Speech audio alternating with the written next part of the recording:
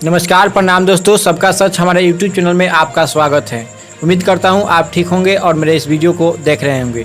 आज बात करेंगे हम चीन और भारत के सीमा विवाद के बारे में, जो अनुज जी उनको विस्तार से बताएंगे। देखिए विकास जी, सबसे पहले तो हमारे देश के जितने भी वीर जवान शहीद हुए हैं उनके प्रति हम श्रद्धांजलि अर्पित करते हैं और हमें गर्व है कि हमारे देश में ऐसे ऐसे वीर सपूत पैदा होते हैं जो देश की खातिर अपनी जान कुर्बानी देने के लिए भी तैयार रहते हैं। लेकिन इसके साथ साथ हम सवाल खड़ा करते हैं उन सैनिकों के ऊपर जिसको आरएसएस ने बनाया है। आरएसएस बराबर कहता है, चीन को लाल आंख दिखाने की बात करते हैं। ये आरएसएस के प्रमुख मोहन भागवत कहते हैं कि हमको ज़्यादा समय नहीं लगेगा, भारतीय सेना को तैयार होने में समय लगेगा, लेकिन आरएसएस को तैयार नहीं होने लगेगा। आरएसएस को तैयार होने में समय नहीं लगेगा। ये सिर्फ और सिर्फ पाकिस्तान को आंख दिखलाने की काम करते हैं। आप देखिए चीन के समय क्या हुआ, इनका 56 इंच का सीना क्या होगा। हमको तो लगता है कि 56 इंच का जो सीना है वो 5.6 इंच में बदल गया है। ये बड़े बड़े बात करते हैं, ये पाकिस्तान के सामने अपनी औकात दिखाने की बात करते हैं, लेकिन चीन के सामने दुम दमा लेते हैं। ये कौन देशभक्ति है भाई? ये कौन सी देशभक्ति है आरएसएस की? हम तो कहना चाहते हैं आरएसएस वालों को इन्हीं को भारत चीन बॉर्डर पर भेज दिया जाए लड़ने के लिए। लेकिन सवाल इसमें वाजिब ये भी है कि भाई डर है, और डर इस बात का है कि इनके जो पिता हैं जो सावरकर हैं आरएसएस के, अंग्रेज़ों को माफ़ीनामा लिखा था उन्होंने, लेटर। आज़ादी की लड़ाई में जब जेल गए थे सावरकर तो अंग्रेज़ों को उन्होंने माफ़ीनामा लिखा और माफ़ीनामा निकल करके बाहर चले आए। तो लेकिन अब इसी प्रकार से देश की जनता को भी शक होना शुरू हो गया है भाई कि जब इसके पिता ऐसे कर सकते हैं तो उन्हीं के ये लोग पुत्र हैं, उन्हीं के वंशज हैं, उन्हीं के विचार पर चलने वाले लोग हैं, ये लोग भी माफ़ीनामा लिख सकते हैं। तो ये सवाल है कि आरएसएस कहाँ है इस समय, जो बड़ी बड़ी बातें करता है, जो पाकिस्तान को उन्हीं के जुबान में जवाब देने की बात करता है। चीन के समय आपका 56 इंच का सीना क्या होगा? ये महत्वपूर्ण सवाल है। तो अनुज जी, आप ये बताइए कि भारत और चीन के बीच में जो सीमा विवाद हुआ है और हमारे 20 जवान शहीद हुए हैं, उस पर थोड़ा अपना टिप्पणी डालिए और उसके बारे में विस्तार से बताइए।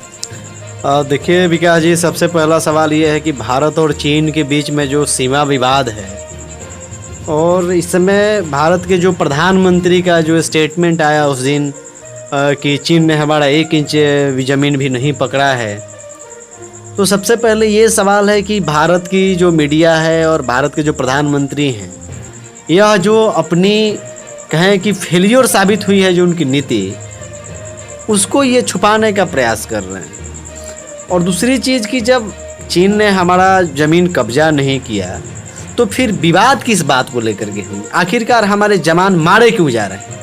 ये सवाल सबसे प्रमुख है। क्या हमारे जो देश के जवान हैं उनको निहत्थे क्यों भेजा गया चीनी सीमा के अंदर? अगर चीन के सैनिकों ने हमारा ज़मीन कब्जा नहीं किया था तो फिर हमारे जवान चीनी सीमा के अंदर किस काम के लिए प्रवेश किए थे? ये वाजिब सवाल है, और ये वाजिब सवाल पूछने के कारण ही जो तथाकथित जो भक्त लोग हैं ना मोदी जी के, वो गाली गलौज पर भी उतर जा रहे हैं। हमारे जवान शहीद होते रहें, जवान के नाम पर ये पॉलिटिक्स करते रहें, ये देश की जनता से सच्चाई छुपाते रहें, ये हमको जो बुनियादी सवाल है उसको भटका करके और देश में सेना के नाम पर सेंटिमेंट खड़ा करके और देश की जनता की भावनाओं के साथ खिलवाड़ करके ये चुनाव जीतते रहें। लेकिन हम सवाल नहीं करें, हम सवाल करेंगे तो इनको दिक्कत है। अनुज जी, बिहार रेजिमेंट फोर्सों को भेजना बॉर्डर पर, इसमें कोई आपको राजनीति दिखाई दे रहा है? देखिए, मुझे लगता है कि जब हमारे सैनिक मारे जा रहे हैं, खास करके भाजपा की सरकार में जो भी सीमा विवाद हुआ है, हमको पूरी तरह से यह घटना जो है राजनीति से प्रेरित लग रही है। और यह इसलिए लग रही है क्योंकि सामने बिहार का चुनाव है, बंगाल का चुनाव है, और बिहार के चुनाव से ठीक पहले बिहार रेजिमेंट के सैनिकों के ऊपर हमला हुआ है। तो मुझे तो इसमें पूरी तरह से राजनीति से प्रेरित घटना लग रही है कि मोदी सरकार जानबूझ करके बिहार में चुनावी सेंटिमेंट को मजबूत करने के लिए भारत के जवानों की हत्याएं करवा रही है। हम तो ऐसे कहेंगे। और दूसरी चीज़ कि यह जवानों के नाम पर चुनाव जीतना चाहते हैं। मोदी जी बड़े बड़े बात कहते हैं कि हम जवानों के एक एक कतरा का हिसाब लेंगे, भारत के वीर जवानों की शहादत बेकार नहीं जाएगी, मोदी जी कहते हैं। हम समझ रहे हैं मोदी जी, भारत के जवानों की शहादत बेकार नहीं जाएगी, बल्कि भारत के जवानों के शहादत के ऊपर आप देश में चुनाव जीत करके सरकार बना करके दिखाएंगे। यह बात हम लोग जान रहे हैं। और हम क्या, देश की पूरी जनता जान रही है, देश के युवा जान रहे हैं, देश की महिलाएं जान रही हैं, देश के बुद्धिजीवी जान रहे हैं, देश के पत्रकार जान रहे हैं। और वाजिब तो तब हो जाता है विकास जी कि आप जब देखिए कि चीन हमारे सैनिकों को मार देता है और ये चीन से लड़ाई नहीं करेंगे, चीन से लोहा नहीं लेंगे, लेकिन और उसी पर हमारे देश के छात्र, युवा, बुद्धिजीवी, पत्रकार अगर सवाल खड़ा करते हैं तो ये इनको जेल में डालेंगे। ये 56 इंच का सीना कहाँ दिखाते हैं?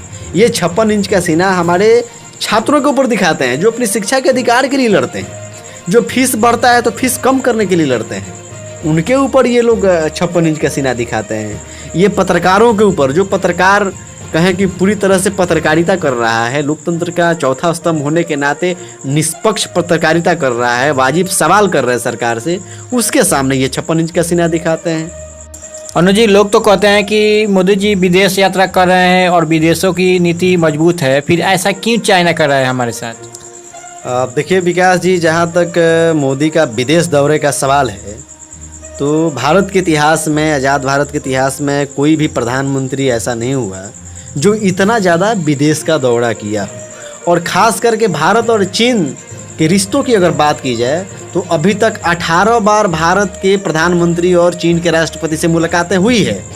और हमको लगता है कि अपने एक 6 साल के कार्यकाल में, प्रधानमंत्री के 6 वर्ष के कार्यकाल में अभी तक ये 6 बार चीन का दौरा कर चुके हैं, जो भारत का कोई भी प्रधानमंत्री अपने लंबे कार्यकाल में भी इतना बार दौरा नहीं किया था। फिर आपकी विदेश नीति कहाँ चली गई? आप 6 बार चीन गए हो, आप 18 बार चीन के राष्ट्रपति से मिले हो, फिर आपके साथ जो चीन का रिश्ता है उसमें खटासा क्यों आ रही है? हमारे सैनिकों को क्यों मार रहा है? आप सबसे ज़्यादा विदेश दौरा आप किए हैं प्रधानमंत्री जी, तो फिर जो हमारा पड़ोसी मुल्क नेपाल है या पड़ोसी मुल्क चीन है, पड़ोसी मुल्क पाकिस्तान है, सब हमको आंख दिखाने का काम कर रहे हैं, सबसे हमारे रिश्ते बिगड़ रहे हैं। फिर आपके विदेश नीतियों का क्या? विदेश नीति का हवा तैयार किया इन्होंने, और विदेश दौरा के नाम पर देश की जनता की जो गाढ़ी कमाई थी उस पैसों को बर्बाद करने का काम किया है। और मैं तो कहूँगा कि यह प्रधानमंत्री जी विदेशों का दौरा भारत के जो व्यापारिक संबंध हैं उसको मजबूत करने या कमज़ोर करने के लिए नहीं जा रहे थे, बल्कि यह विदेश का दौरा अपने सुख सुविधा के लिए कर रहे थे। मैं इस बात को कहूँगा।